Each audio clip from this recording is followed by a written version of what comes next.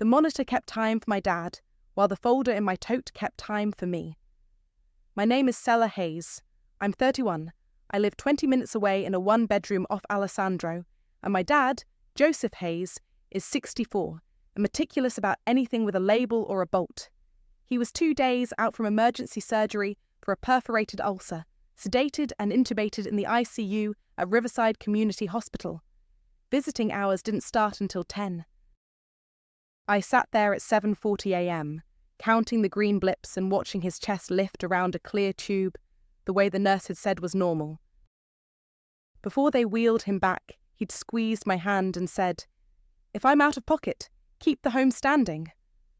2 weeks earlier, after he first landed in the ER, we'd spent a morning at his bank in Canyon Crest, signing what we needed to.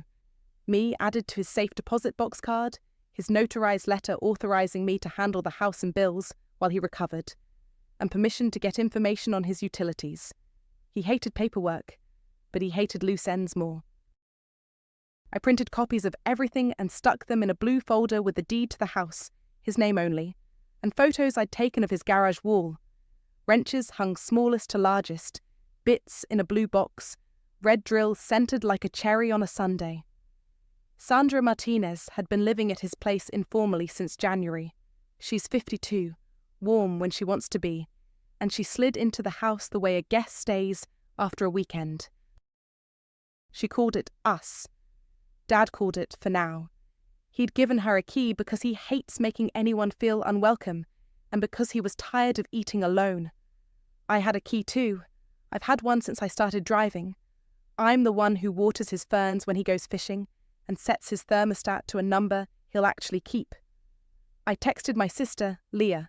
She's 28 and in Phoenix. Just a selfie of me with a paper cup and a thumbs up. "He's stable," I typed.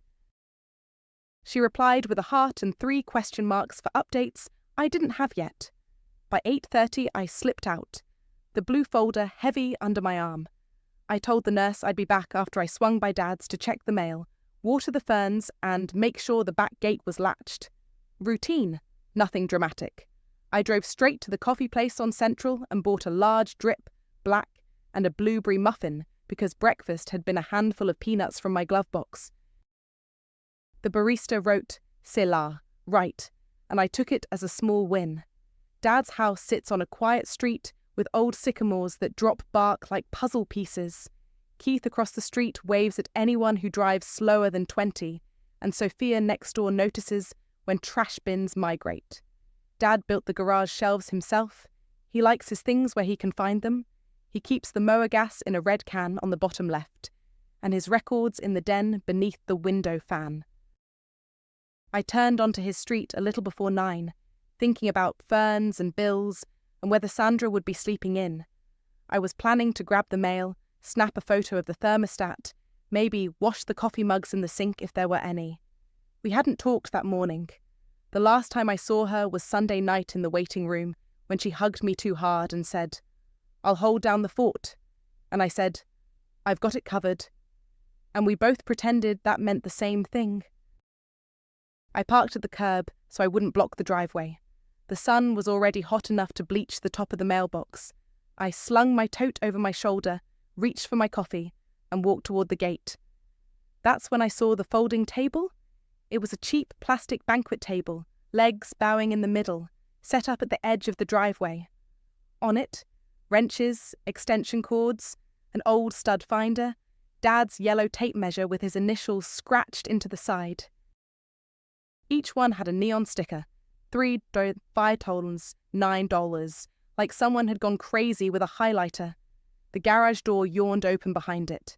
The bright red drill I'd bought him for Father's Day last year sat front and centre with a 12s, slapped on the side like a joke. There were people. A man I didn't recognise holding a box of sockets, a woman testing the heft of a hammer, another woman counting bills into a plastic tub near the chair. The tub looked like something you'd use for a bake sale. I could smell gasoline and old sawdust and coffee, but not mine. My stomach dropped clean through the driveway to the clay underneath. Price stickers on my father's life. My stomach sank before my voice even found me. Sandra was barefoot, with a roll of neon stickers looped around her wrist, smiling like she was running a church rummage sale. "Go home, Seller," she said, not looking up from the drill. "This is my house now." A man I didn't know counted out bills with the deliberate care of someone buying a used lawn edger. He handed Sandra a crumpled stack. She peeled off change like she'd practiced.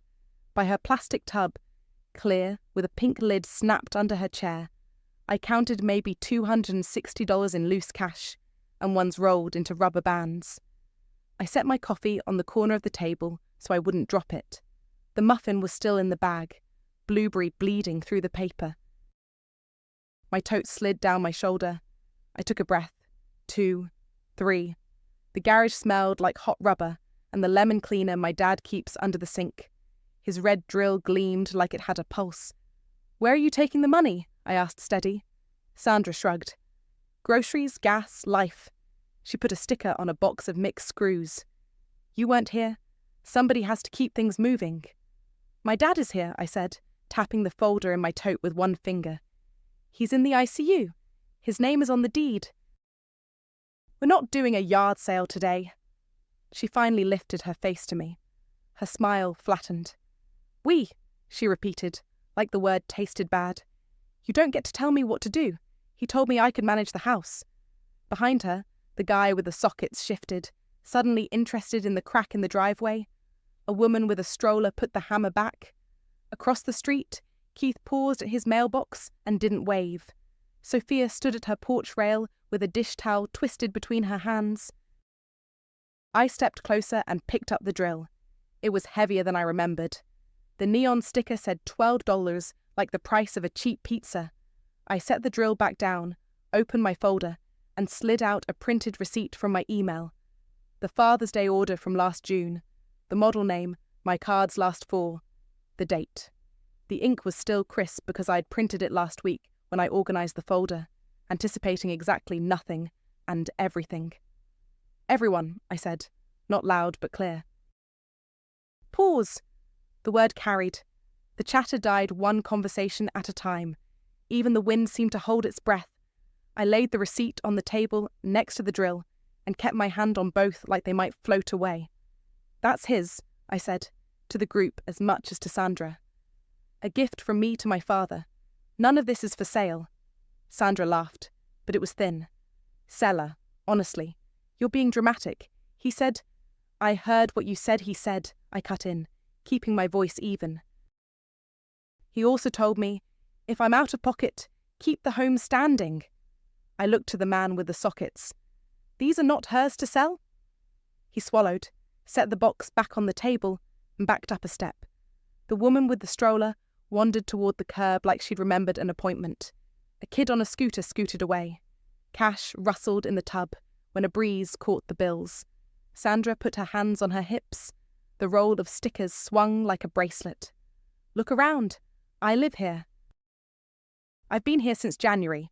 I cook in that kitchen. I clean this garage. I'm not stealing. I'm making space. You don't even mow the lawn." "I'm not arguing housekeeping," I said.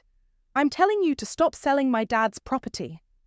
I slid my phone out and opened the non-emergency number I'd saved after our morning at the bank. "We're going to pause and get a civil standby." "Don't you dare call the police on me," she said, voice dropping. "You want to make a scene on his front lawn?" "I'm trying not to," I said. "That's why I'm asking everyone to stop touching things." Sophia took one step off her porch. "Maybe we all give them a minute," she said, gentle, to nobody in particular. Keith nodded once, just enough for me to see it. Sandra's toes curled on the hot concrete. "Go home," she said again, but she wasn't smiling now. "This is my house now." "It's not," I said. I kept my eyes on hers and my hand on the drill. "And we're not arguing about promises in the driveway?" I picked up the receipt, set it right beside the drill so the header with the store's logo faced out, and let everyone see it. Then I reached for my phone with the other hand, and without looking away from Sandra said, "We're pausing. Right now." I hit the non-emergency button I'd saved and put it on speaker. "Riverside Police. Non-emergency," a woman said. "Hi," I said. "I need a civil standby. My father is in the ICU. His girlfriend is selling his tools out of our driveway. I'm here with documentation.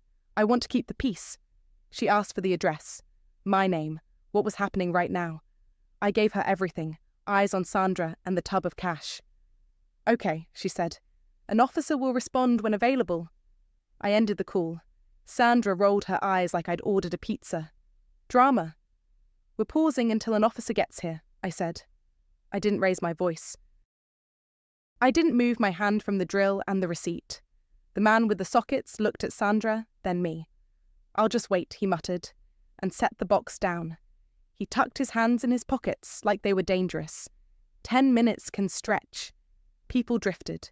The woman with the stroller left. A teenager took a picture on his phone and pretended he hadn't. Sophia walked across the grass, slow, and pressed a folded bill into my palm without looking at me. I paid for a tape measure, she whispered. I'll make it right. Thank you, I whispered back, tucking the 20 into my tote without unfolding it. Sandra pulled her phone out and started thumbing at the screen, messages flying. You're going to regret this, sailor, she said. He needs me. He said so. I'm here because he asked me to handle the house, I said. The blue folder felt steady under my hand. I kept my eyes on the table, counting the neon stickers like they were a pulse I could slow by noticing. A black and white pulled to the curb. Officer Jonas stepped out, tall, uniform crisp, the kind of neutral face that tells you he's going to stick to the middle. He looked from me to Sandra to the spread on the table. Morning, he said. Who called? I did, I said. I'm Sella. My dad is Joseph Hayes. He's in the ICU at Riverside Community. This is his home, deeds in his name. I have a notarized letter authorizing me to handle the house and bills while he recovers. I lifted the blue folder and offered it. He glanced at Sandra. And you are? Sandra, she said, crossing her arms. I live here? He nodded, not writing anything yet. Okay, let's just slow down. Nobody buys or sells anything for the next few minutes. He turned to the small knot of browsers that had lingered out of curiosity. Folks, I'm going to ask you to step back from the table and give these two some room. Keith put his hands up in a peace gesture and backed away. The teen with the phone disappeared like smoke. The man with the sockets set them a little closer to me than to Sandra. Officer Jonas took the folder from me and flipped through. He didn't linger on any single page, but he saw each one, the notarized letter on bank letterhead, the copy of the deed with Dad's name, the utility account authorizations, the printed receipt for the red drill. You said your father is in the ICU, he asked. Yes, I said. He told me, before surgery, to keep the home standing. I'm not trying to fight in the driveway. I want to stop the sale, account for the cash, and secure the house. Sandra blew out a breath. He told me I could handle stuff. He doesn't like clutter. I'm decluttering. If she cared so much, she'd be here more. I'm not here to pick sides, Officer Jonas said, tone even. I'm here to keep the peace and document what's happening. Right now, it looks like property belonging to Joseph is being sold while he's incapacitated. That's a civil issue we want to de-escalate. He handed the folder back to me. Let's pause the sale. Nothing leaves the property today? He looked at the tub of cash. Who has collected money so far? Sandra's chin lifted. Me. We'll count it together in a bit, he said. He turned to me. Do you have anything else that shows what's normally here? I slid my phone open and scrolled to photos. Garage layout, I said, showing him the wall with wrenches, the drill on its hook. Then I flipped to Facebook Marketplace and pulled up a listing with our driveway in the background. Tool blowout, today only. I screenshotted it, the timestamp stamped, then shot the link to my own email while he watched. These are from this morning, I said. He nodded. I'll note that. Ma'am, he said to Sandra, for now I'm asking you to stop the sale and allow items to be returned to where they were. Keith stepped forward without being asked, and quietly set the sockets on the table, then on second thought carried them to the garage wall where the empty hook waited. Sophia picked up the tape measure she'd tried to buy and placed it on the shelf. The two strangers who had hung back exchanged a look and slipped away. Sandra stared at me like she could set me on fire with her eyes. "You don't get to march in and—" "I'm not marching," I said. "I'm putting things back until my dad can decide what happens to his own tools." Officer Jonas looked at me again. "Do you have a plan to secure the house?" "Yes," I said. I glanced at the front door. The deadbolt was old brass, sticky when it rained. I pulled my phone up and scrolled to my contacts. I'd saved a locksmith last fall when I rekeyed my apartment. Angel, mobile service, fair prices. I tapped the name to open the number. Sandra crossed her arms tighter. "You can't change the lock," she said. I met her eyes and let the phone ring in my ear. Angel picked up on the second ring.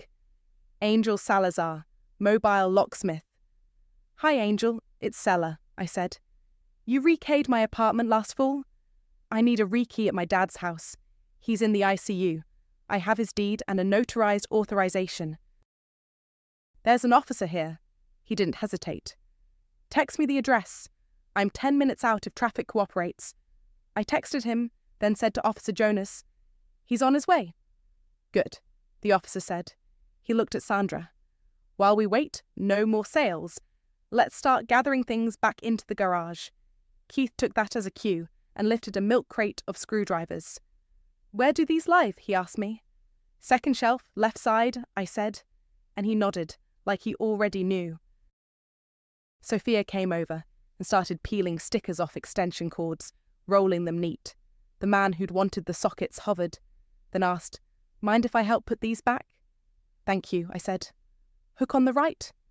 Sandra stood by the garage door, arms crossed, watching people undo her mourning. "This is ridiculous," she muttered. I didn't engage. I walked the table, picking up tools, matching them to the photos on my phone. Wrenches graduated left to right, bits in the blue box. The red drill on its hook, not on a table with a price tag. A white van pulled up 12 minutes later, angled behind the black and white. Angel hopped out in a navy shirt with his name stitched over the pocket. He gave the officer a nod, then looked to me. "Seller." I handed him the folder open to the notarized letter and the deed copy. "Owner is Joseph Hayes," I said. "I'm authorized to handle the house. He's hospitalized. I want to rekey the front door and the back door deadbolt. I'm not trying to lock anyone out of their belongings. We're going to set times for access." Angel scanned the papers, glanced at the officer. "You good with this?" "I'm here to keep the peace," Jonas said. "She's presenting documents. I'm documenting the situation."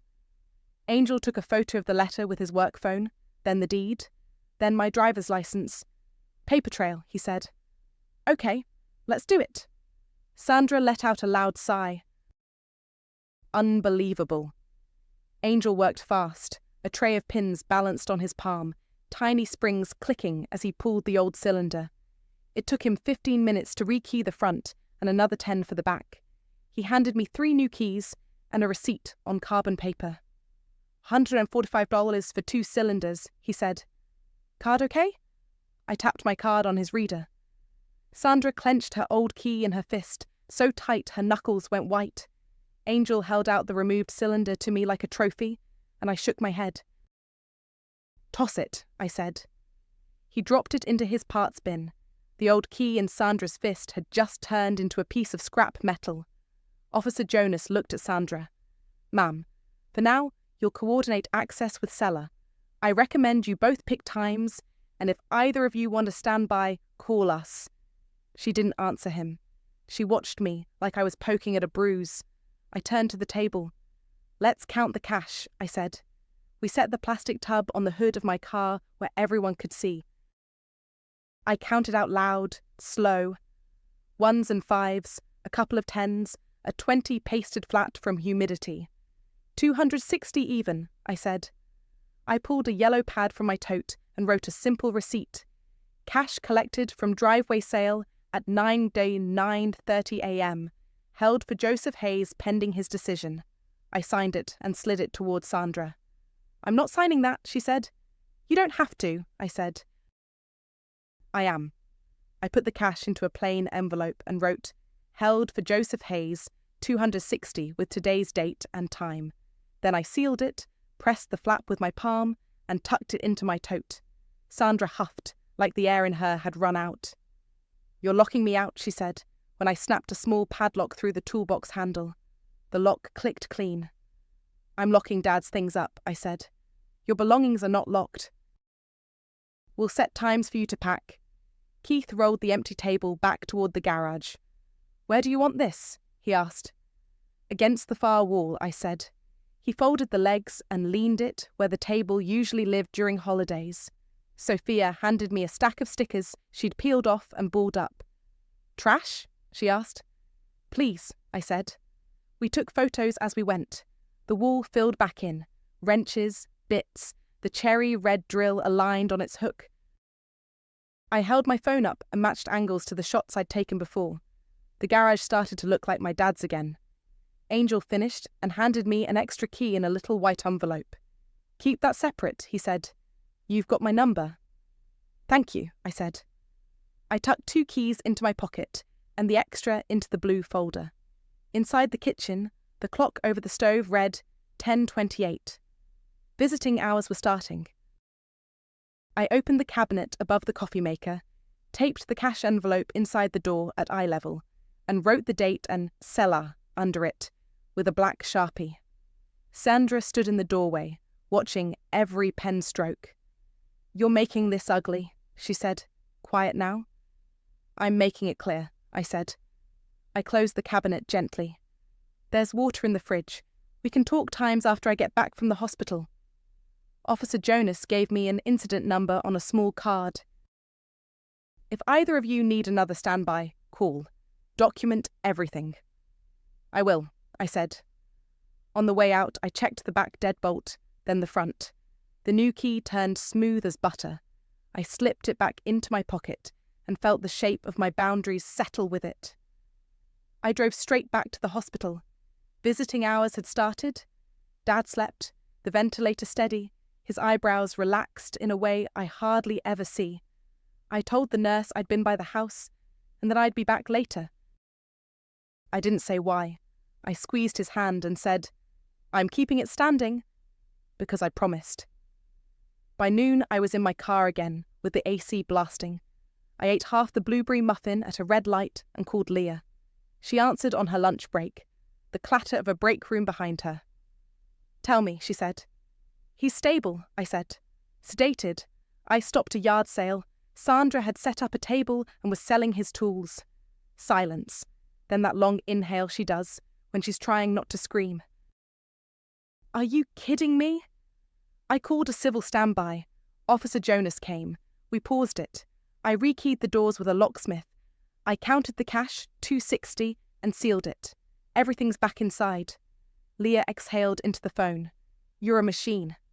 "I'm fine," I said. "I'm going to post a written notice this afternoon. 7 days to move her things. I'll offer a storage unit and set times with standbys." "Do I need to drive there?" "Not yet," I said. "I'll call if I do." After we hung up, I stopped by a storage place on Van Buren with rows of small orange doors. The woman at the desk had the exact pen on a string you'd expect. I rented a 5x5 in my name for 1 month, prepaid, and added Sandra as an authorized user. "I'll use my lock," I said, and bought a new combination lock so I wouldn't have to hand over a key.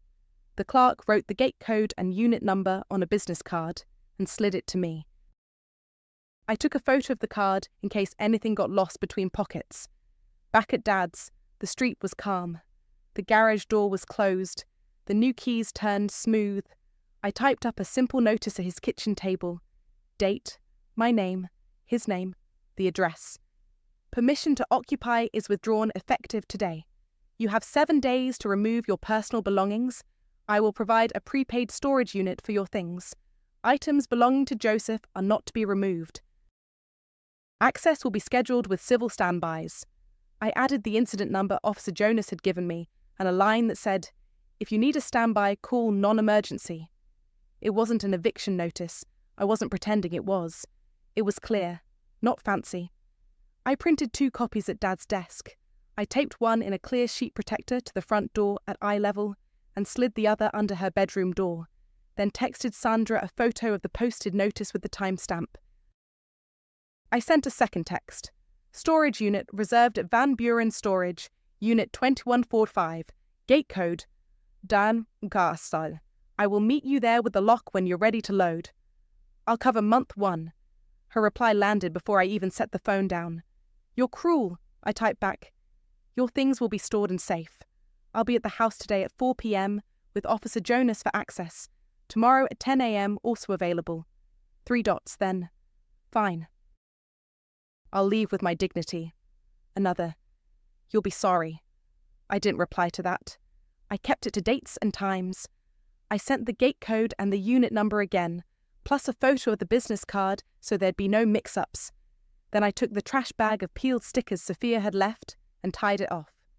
Sophia texted while I was wiping the kitchen counter. I'll keep an eye, she wrote. If I see trucks or strange cars, I'll call you. A minute later, Keith texted too, a photo of 2 empty boxes in his hands. If you want me to help box the yard sale leftovers, I'm around this afternoon. Thank you, I wrote to both. Stand by at 4. If it keeps the peace, I'll take it. I drove to the post office next. I didn't try to change a lock on a curbside box. It isn't mine to change. I put a hold on Dad's mail for 30 days and added my name as an authorised agent on the PS form 3801 so I could pick it up at the counter. I set up informed delivery on my phone so I could see what was supposed to arrive. We'll keep it at the station, the clerk said. Pickups between 9 and 5. I thanked her, wrote the confirmation number in my notebook, and texted Leah a photo of that too. At 3:45, I parked at Dad's again. Officer Jonas rolled up right at 4. Same calm face, same notepad. We doing access, he asked. Yes, I said. 7 days written notices posted. I've offered storage. We'll just keep it simple. Sandra pulled in 5 minutes after, hair up, jaw set. She walked to the front door, read the notice like it was in another language, and unlocked her eyes from it with effort. 7 days, she said. Yes, I said. I'll meet you at the storage unit after you load your car. She swept past me to her room. I stayed in the hall where I could see the front door and the path from her room to it. Keith showed up with his boxes, said nothing, and set them by the doorway. Sandra filled 2 with clothes and shoes, 1 with bathroom stuff. When she tried to slide Dad's framed photo from the hall into a box with her towels, I shook my head and pointed to the wall. That stays. She put it back, eyes on mine for a beat. Then she kept packing. At 5:30 we caravanned to the storage facility. I opened the gate with the code and handed her the brand new lock. Combo is on this card, I said. I'll text it too. She stacked the boxes inside, slammed the door and spun the numbers. Back at the house, I locked up the garage and checked the taped envelope in the cabinet. Still there. Still sealed. I took a photo and sent it to myself like I was sending it to the future. At 9 p.m, my phone lit up on my coffee table. Sandra. I'm taking what I deserve. I took a breath, opened my notes app, and wrote the time next to her words. Then I set the phone face down and let the quiet hold. The next morning at 9:55, I was in Dad's driveway again with my blue folder and a roll of packing tape. Officer Jonas parked at 4 on the dot, like we'd agreed. He gave me a nod.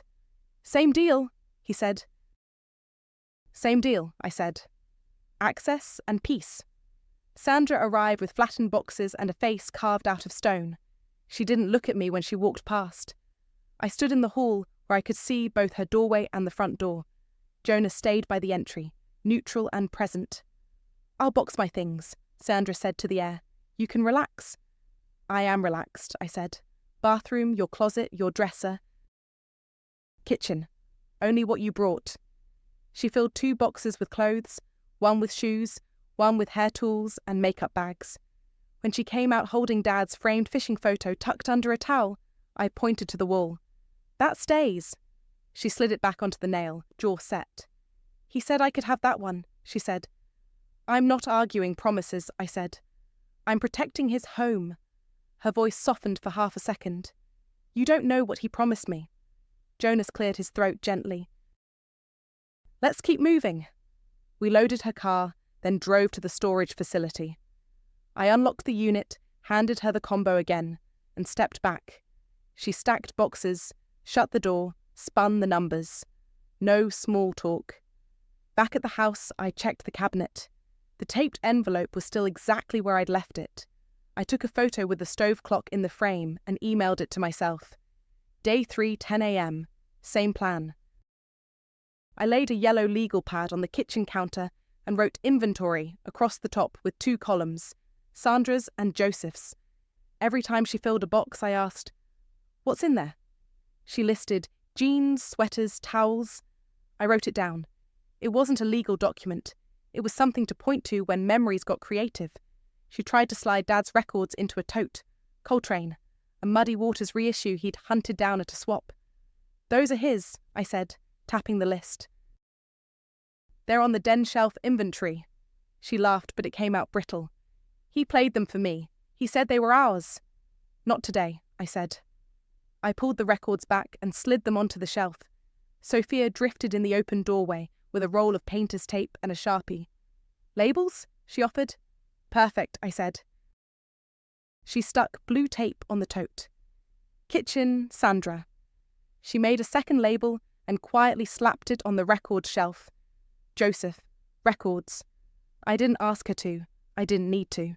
It helped. Keith appeared with 2 more boxes and a pair of work gloves tucked in his back pocket. If it keeps the peace, he said to Jonas, who nodded without looking up from his notepad.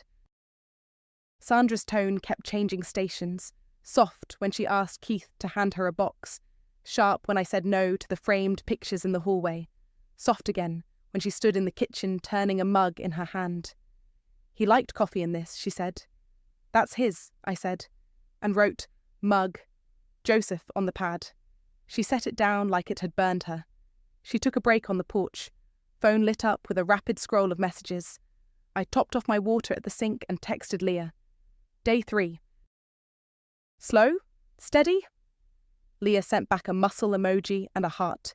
I didn't know what to do with the softness of that, so I stuck my phone face down and went back to the list. At noon, Sandra returned to the kitchen with a big canvas tote slung over her shoulder. We started a new box, pantry items. She scooped spices and a bag of rice into it. I taped the top and wrote, Pantry, Sandra. She tugged her tote higher, the strap catching on the chair. As I reached for the tape, the tote tipped and something heavy clinked inside the outer pocket. A flash of brushed steel. I set the tape down, slid 2 fingers into the pocket, and pulled out my dad's old watch, the one he wore to every Saturday hardware store run, the one with the scratched crystal and the tan leather band that fits his wrist and nobody else's. I didn't say anything at first. I turned it in my hand and felt its weight settle. The kitchen got very quiet. Jonas shifted his stance by the door, but didn't move closer. Sophia, halfway onto the porch, froze. I lifted my eyes to Sandra's. This stays, I said. I set the watch on the counter, centered on the yellow pad, and put my palm beside it like a guardrail. Her mouth opened like she was going to fight. Then she looked away first.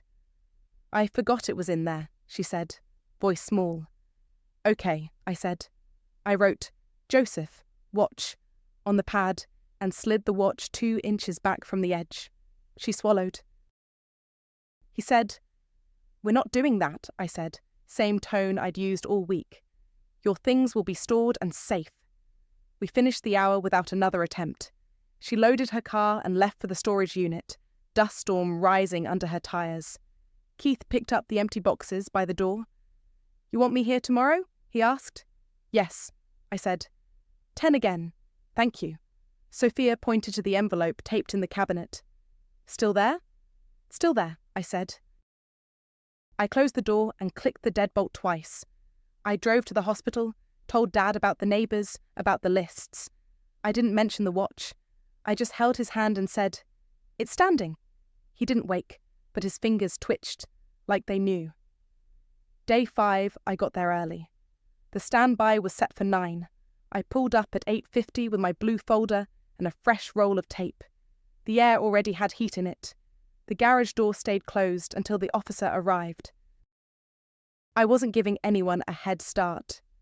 Sandra was already parked at the curb, trunk yawning open, back seat stacked to the headrests. She wore sunglasses and moved fast, like speed would settle something. She didn't say good morning. She looked past me at the garage. Officer Jonas rolled in at 8:59. Same calm nod, same notepad. "Morning," he said. "Morning," I said. I unlocked the front door with the new key, checked the cabinet, envelope still taped, still sealed, and then opened the garage from inside. The smell of oil and cut wood met us. The wall looked like the photos on my phone, wrenches in their row, bits in the blue box, the red drill on its hook. Sandra headed for the toolbox like it was a finish line. She tugged on the small padlock through the handle, found it still solid, and huffed. Then she pivoted to the wall. I was already there. I put a hand on the drill and matched her eyes. "No," I said. "It was a gift to the house," she said. "He said—" "We're not doing that," I said. "It stays." Jonas didn't say a word. He stood where he could see both of us and the driveway. We did the same slow dance we'd done all week. Boxes from her room, bathroom, pantry. I wrote items on my legal pad. Sophia stood on her porch like a quiet lighthouse. Keith rolled his trash bin to the curb and left it there, halfway between his driveway and ours. Half an hour in, Sandra took a box to her trunk and didn't come right back. I finished taping a lid and walked out to check the path. The trunk was propped wide. A folded blanket lay over a stack of boxes and laundry bags, corners of fabric tucked like she cared about the presentation. Under the edge of the blanket, a bright red curve peeked out. I didn't reach right away. I looked at Jonas. He looked at the trunk, then at me, then at Sandra, who was halfway down the walk with another box. "Let's keep it calm," he said. "Just address it." I lifted the blanket.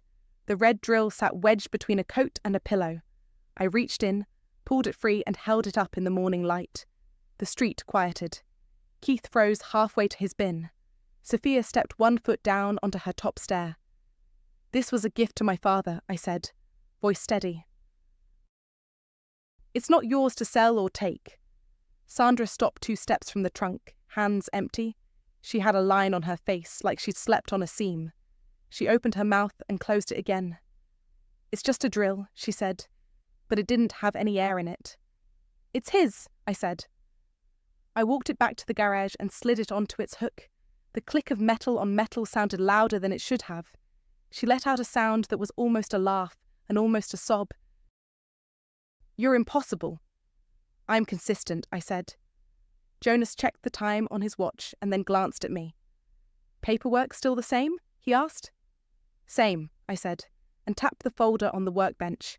He flipped it open, more out of habit than suspicion, scanned the notarized letter and the deed, then closed it.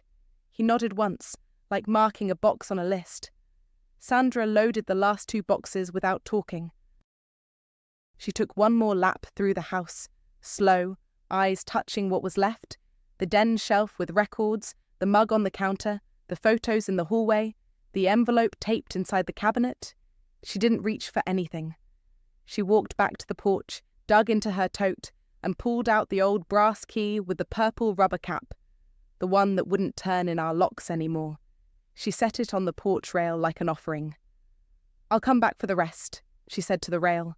Not to me. "You have 2 days left," I said. "Text me to set times. I'll have standbys." She nodded once, sharp, like a decision made to no one. She got in her car, shut the door, and sat with her hands on the wheel for a full 10 seconds. Then she started the engine. Jonas stepped off the curb and gave a small wave to no one and everyone, Sophia, Keith, the street. He didn't have anything else to say. Neither did I. Sandra's tail lights washed the sycamore trunks red as she rolled away. She didn't squeal the tires. She didn't look back. When her tail lights disappeared, the house felt like it finally exhaled. I put the old key from the rail into a zip bag and wrote "old" Sandra's copy, with the date.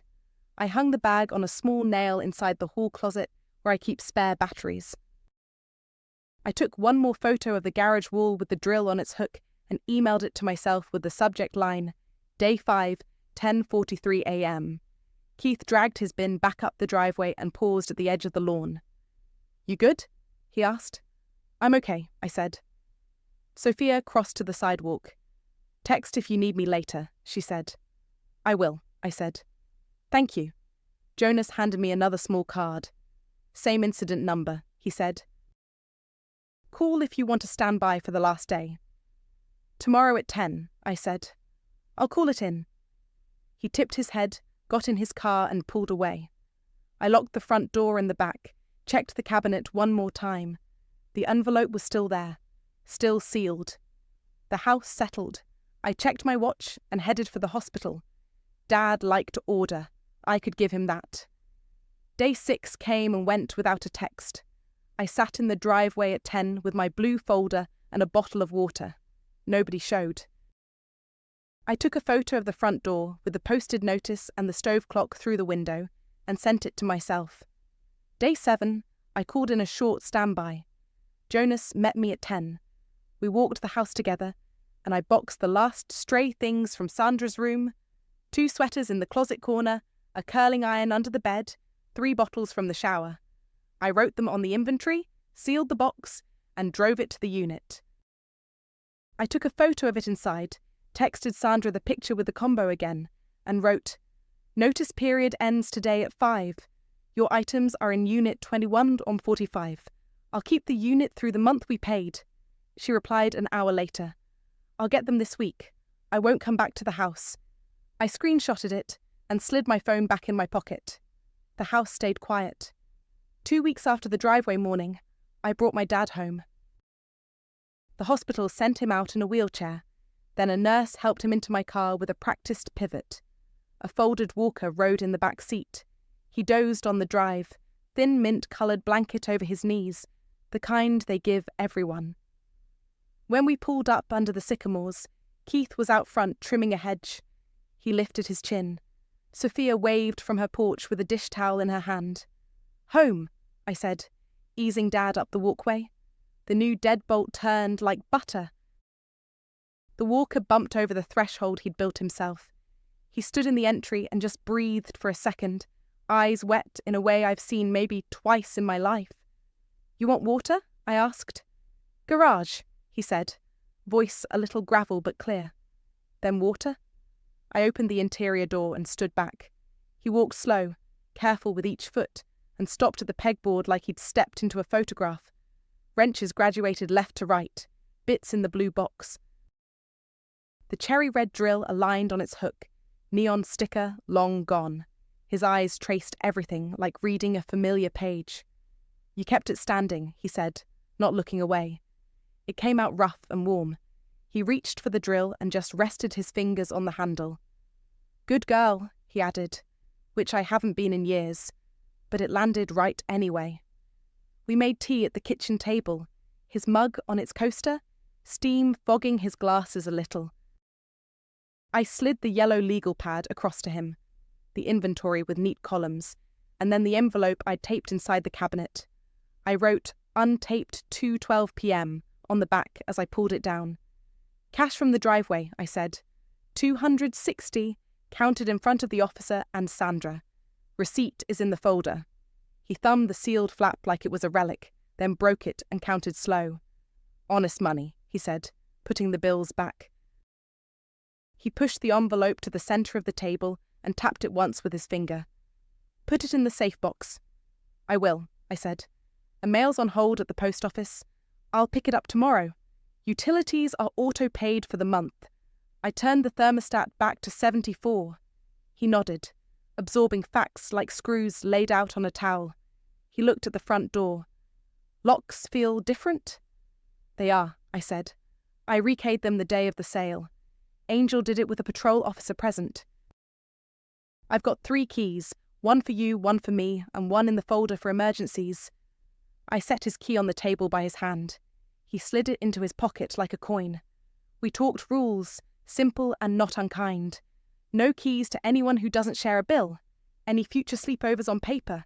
If he dates again, we keep it slow and keep his name alone on anything official. He didn't argue. He took a sip of tea and said, I like company, but I like my tools more, which was as close as he'll get to an apology for letting Sandra fill in the empty spots. Sandra emptied the storage unit? He asked after a beat. Yesterday, I said. She texted a photo of it cleared out and wrote, I'm done. I closed the door and spun the combo for the last time. The lock's in my bag. We'll let the month run and then I'll cancel it. He nodded once. Good. Sophia knocked and cracked the door. Just welcoming him home, she said, holding banana bread in foil. Keith hovered behind her with a small potted fern he'd split from his own. Dad grinned the way he does when someone hands him a tool belt at Christmas. You two kept things tidy, he said. Thank you. Just being neighbours, Keith said, placing the fern on the counter. Call if you need a hand, Sophia added, eyes flicking to the blue folder by the bread. She saw it, and I let her. After they left, Dad dozed in his chair with a baseball game, murmuring low. I washed the 2 mugs, dried them, and put his on its hook. I locked up the garage, checked the cabinet where the envelope had been, and slid the receipt behind the sugar jar. I took the cash to the safe deposit box on the way home, texted Leah a photo of Dad in his chair with the fern in the background, and wrote, Standing.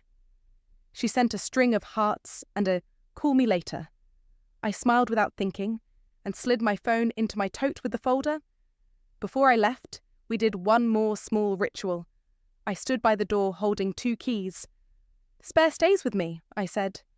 Spare stays with you, he repeated, like a password. I locked the deadbolt, closed the door behind me, and felt the weight of the key settle in my pocket. On the porch, the sycamores rattled like a quiet applause. I waved at Sophia without calling attention to it, got in my car and drove home the same 20 minutes I always do. No sirens, no speeches. Just a house that still knew my dad, a garage wall lined up the way he taught me, and a set of boundaries that didn't creak when I leaned on them.